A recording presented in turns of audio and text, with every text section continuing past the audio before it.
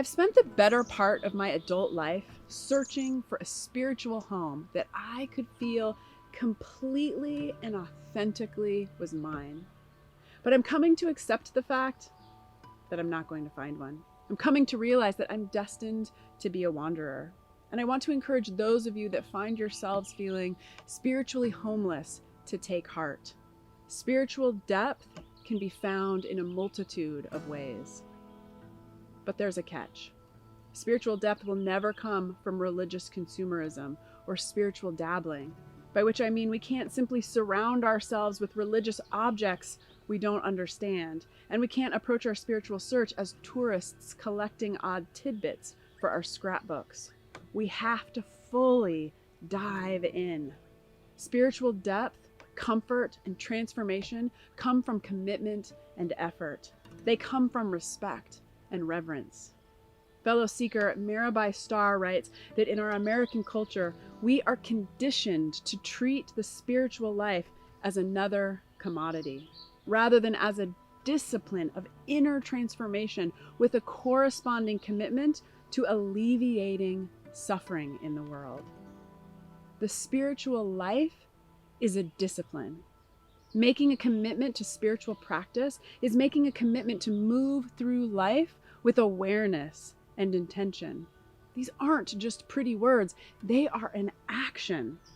Moving through life with awareness and intention means constantly being willing to look inward and honestly assess what's real within us. Moving through life with awareness and intention means opening our eyes and our hearts to the reality of suffering, ours and that of the world, and of finding ways to work toward healing. Living with awareness and intention, with an inner honesty and eyes open to suffering, is often hard, which is why we need deep resources. We may never find the perfect spiritual home, but we must take something to be the ground of our practice. We must find something that we can root ourselves into. Something that enlivens and inspires our spiritual heart, something that unlocks our inner joy, something that both challenges us and comforts us. So here's my question for you.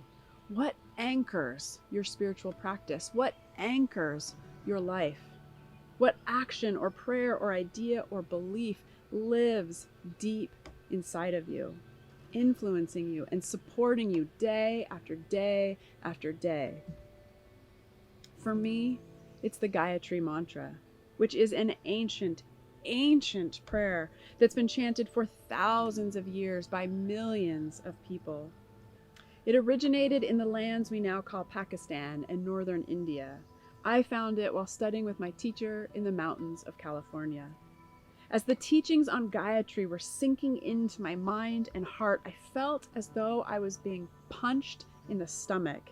It might sound violent or dramatic, but it was such a forceful and physical sense of connection. It was recognition. It was realization. I had been searching. I had been struggling to find my own sense of religious belonging and tradition. And in that moment, I knew my teacher was giving me a gift. I was being taught a well-worn prayer that could help me connect all the various strands of my religious experience. As soon as the practice was over, I ran up the mountain to my tent and lay down in amazement. I felt utterly undone. I didn't fully understand it yet, but the Gayatri Mantra had pushed me off the edge and deep into the well of spiritual life. The Gayatri Mantra says that we recognize within ourselves and meditate upon that wondrous spirit of divine light. May this light guide our inner vision.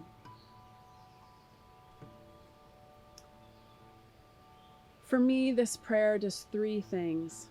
It calls us to recognition and remembrance of our true identity. And it gives us a very real material symbol of energy, illumination, and compassion, the divine solar being. And it helps us ask for guidance, discernment, and vision. I've been chanting this mantra for almost 10 years now, and it has become the spiritual food that sustains me. As I move through my life, doing my best to live with awareness and intention, sometimes succeeding, sometimes failing, this mantra is always close at hand, recentering my vision and calling me back to what matters most. As you search for your own spiritual depth and sustenance, this mantra can provide direction. You can use it as a model to ask yourself big questions. Who do you understand yourself to be? What practices help you remain grounded in your true self? What in this life is worthy of awe and devotion? What helps you build the energy to act? And what calls your heart to act with compassion?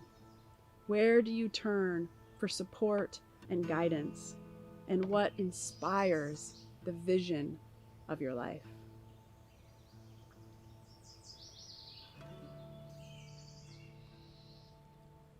Om Bhuva Suvaha Tatsaviturvarenyam Bhargo Devasya Dhimahi Dio Yona Prachodayate. Om Bhuva Suvaha Tatsaviturvarenyam Bhargo Devasya Dhimahi Dio Yona Prachodayate. Om Bhuva Suvaha Tatsaviturvarenyam Bhargo Devasya Dhimahi Dio Yona Prachodayate.